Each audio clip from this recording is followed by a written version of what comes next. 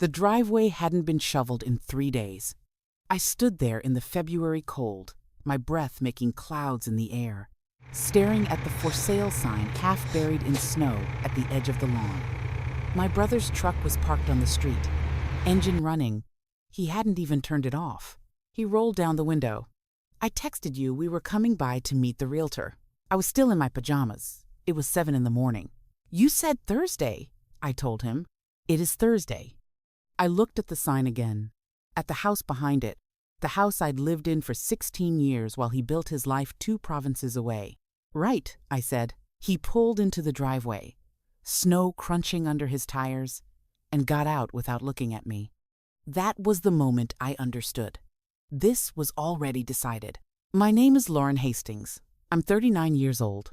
I work part-time doing data entry for an insurance company, 15 hours a week, $14 an hour. It wasn't supposed to be like this. I was in my second year of college in 2007. Business administration at Red River College here in Winnipeg. I had a part-time job at a bookstore. I had friends. I had plans to transfer to the University of Manitoba and finish a degree in marketing. Then my dad got sick. Pancreatic cancer, stage 4 by the time they found it. He had 6 months. My mom couldn't handle it alone. She worked full-time as an office manager at a law firm. She was 56 and had never dealt with anything like this. My brother Greg was in Edmonton finishing his electrician apprenticeship. My sister Michelle was in her last year of high school. Someone needed to be there.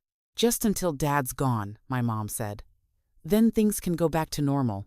I took a leave from school, moved back into my childhood bedroom, started going with my dad to chemo appointments at the Health Sciences Center. He died 4 months later, January 2008. The streets were frozen solid. The funeral was on one of those bright, bitter cold days where the sun makes the snow look sharp. I thought I'd go back to school in the fall, but my mom fell apart. She stopped going to work, stopped answering the phone. She'd sit at the kitchen table in the same clothes for days, staring at nothing. Her boss called me. "She needs to take medical leave. We can't hold her position much longer." She went on short-term disability, then long-term. Then she just never went back. I stayed to help. Greg finished his apprenticeship and got a job with a commercial contractor in Edmonton. Good money, $50 an hour plus overtime. He bought a truck, started dating a woman named Brianne who managed a gym. Michelle graduated high school and went to university in Ontario. She studied communications. She posted photos on Facebook of parties and campus events and reading week trips.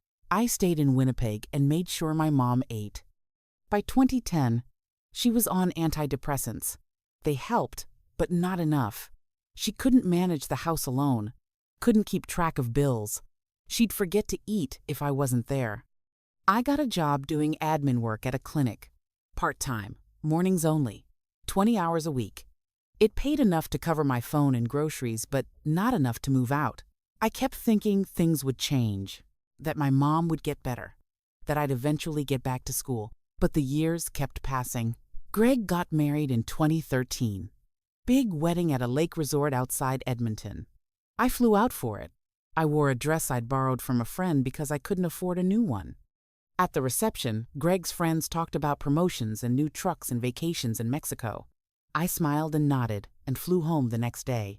Michelle got a job in Toronto in 2015, marketing coordinator for a tech startup. She made $60,000 a year. She moved into a condo downtown with her boyfriend. I was still working 20 hours a week at the clinic. My mom's depression turned into anxiety. Then the anxiety got worse. By 2018, she wouldn't leave the house. She'd panic if I went to the grocery store for more than an hour. Her doctor said it was agoraphobia. She needed therapy, medication adjustments, support. She needed someone with her. I cut my hours at the clinic to 12 a week. I couldn't afford it, but I didn't have a choice. Greg called every couple of months. He and Brianne had a daughter by then, Maddie. She was 3. They'd bought a house in Sherwood Park. "How's Mom doing?" he'd ask. "Not great, I'd say. She won't leave the house. She barely sleeps." "That's rough." "Yeah. Let me know if there's anything I can do." But he never asked what I needed, and I stopped telling him. Michelle visited once a year, summer usually. She'd stay for a long weekend, sit with Mom for an hour or two, then get restless. "I forgot how quiet it is here," she'd say, scrolling through her phone. By 2021, I'd given up my job at the clinic completely. Mom needed too much. I couldn't work and take care of her. I applied for the caregiver benefit through the province. It paid $870 a month. Mom's disability payments covered the mortgage and utilities. Barely. I had no savings, no career, no way out.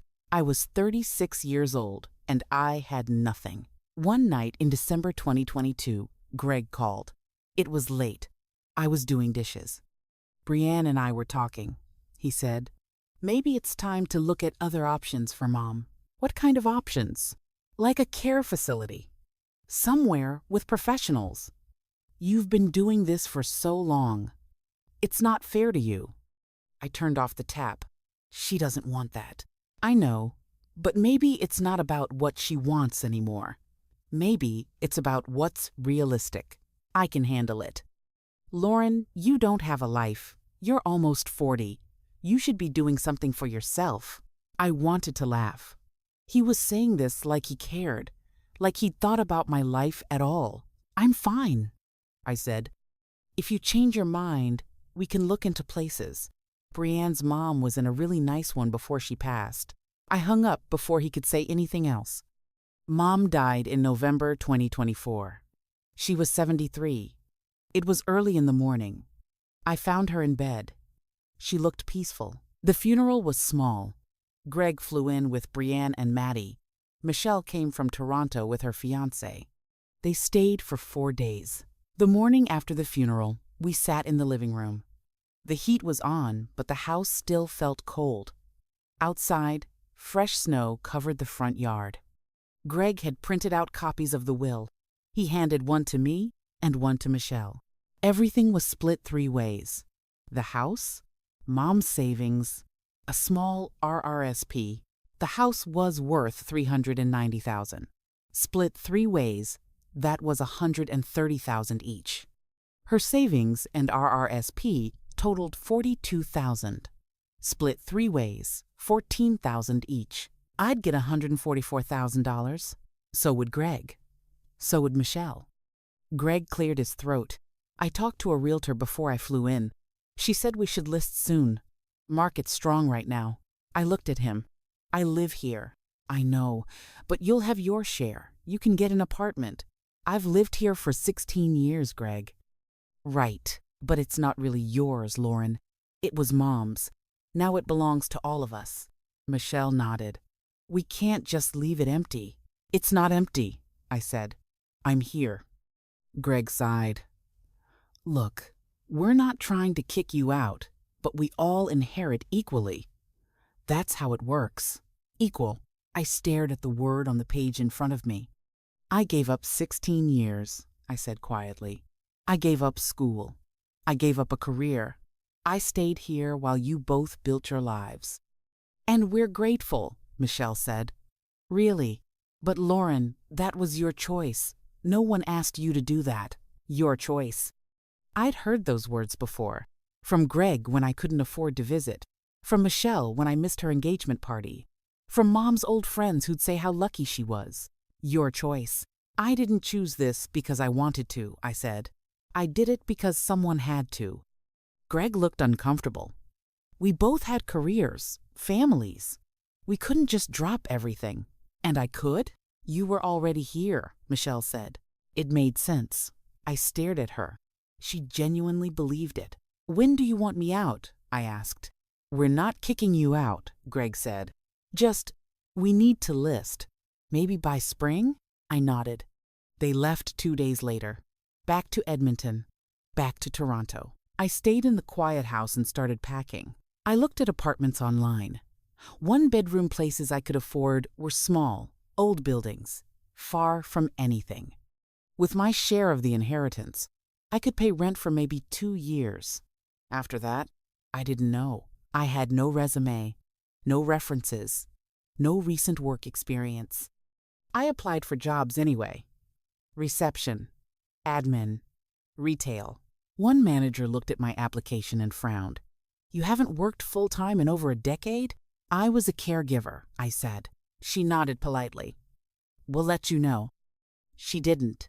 I sat in the living room one night in late January. Snow was falling outside.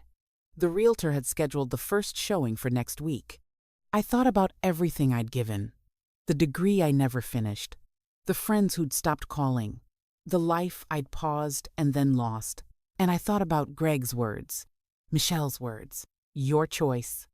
They'd used those words to let themselves off. To turn 16 years of sacrifice into something I'd done to myself. I called a lawyer. Her name was Diane Rousseau. She worked in estate law. I don't want to fight them, I said. I just need to know if I have options. She listened while I explained everything. The 16 years, the caregiving, the lost income. Did your mother ever promise you the house? Diane asked. She used to say I'd earned it, that she'd make sure I was taken care of. But she never changed the will. Diane was quiet for a moment. There's a legal concept called unjust enrichment. If you provided care that saved the estate money, and your siblings benefited from that, you might have a claim. How much care? I did the math. 16 years, 40 hours a week minimum, sometimes more. If Mom had been in a care home, it would have cost $4,000 a month, maybe more. Over 16 years, that was over $750,000. Your siblings didn't have to pay for care, Diane said. The estate didn't have to pay. You did it for free. That's a benefit they received. I felt something shift. You're entitled to compensation. I filed the claim in February. Greg called 3 days later. His voice was tight. You're suing us? I'm filing for compensation for the care I provided. Mom left you the same as us. You don't get extra just because you stayed. I stayed because no one else would. And while I stayed, you built a career, a family, a life. You could do that because I was here. That was your choice, Lauren. Then this is mine, too. I hung up. The process took months. Diane submitted everything. Care schedules, medical records, proof of lost income.